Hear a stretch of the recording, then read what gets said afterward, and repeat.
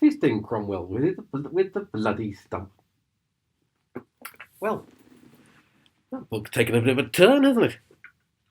Hello, how are we doing? Lockdown going well, is it? What are we on now? Week 7, week 9? It's all getting a bit fun, isn't it? And yet, essential. Because the one thing we really must do at this point is not kill each other.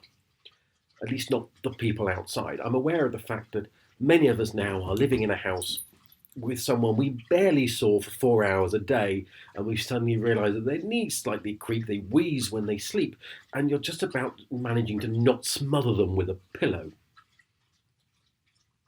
But still, could be worse. But, isolation is a tricky time. It's a tricky time. And we need to take inspiration from those who have gone before to help us through, I think. And among those, we can include the good Lord Jesus Christ, who, let's not forget, self-isolated for 3 days over Easter, after forgetting to buy Mary an egg. But an important time as well to remember what the good Lord Jesus Christ did say to us all.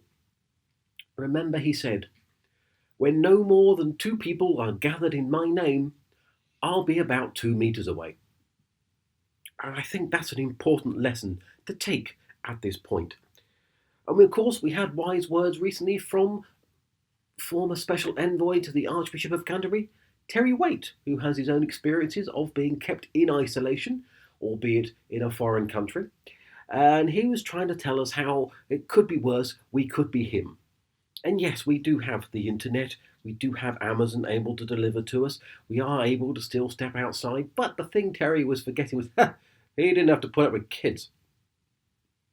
So, there's that. But, and shopping. Shopping has turned into a thing, hasn't it? People are queuing up outside Tesco's 2 meters apart, very sensible. And people are kind of not sure what they can go. And actually, do they go alone? Do they go as a group? And I think the way to think about it is treat shopping at the moment, in the current time, as if you were parents with young toddlers trying to maintain a sex life. Essentially, get it over and done with as quickly as possible, and ideally on your own. But then, I'm aware of the fact that life has changed. Things are very different now. And there are people out there who are posting messages online of upbeat, cheery little memes telling you that if you haven't managed to reorganise your cutlery drawer and written that book you always planned, and if you haven't written that aria and knitted 17 jumpers and crocheted the cat a new wig, you're wasting your lockdown. And to them, I say, fuck you. Frankly, if you can get it through, you can make it through the day in a fresh pair of trousers. I don't even know what trousers are anymore.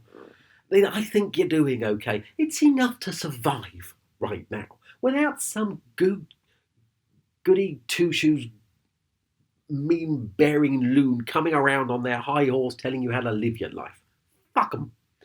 There are enough box sets to watch. Stick with that. At least you know you're surviving.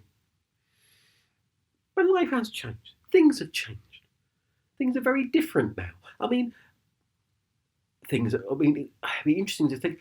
Captain Oates, bless him, would still be here today if he'd been living through this, because he'd have stepped outside. He wouldn't have been sometime. He'd have been the government standing an hour and back indoors.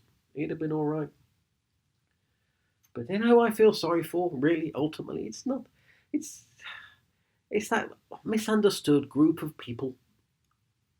Because dogging's no longer a thing. Can't go out and do that anymore, can you? Although you probably could from 2 meters away. Which is usually how I manage to do it anyway. Night vision goggles are a great thing. Anyway,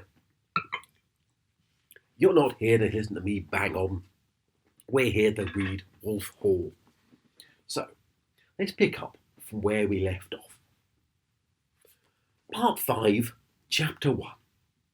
Anna Regina. The 2 children sit on a bench in the hall of Austin Friars,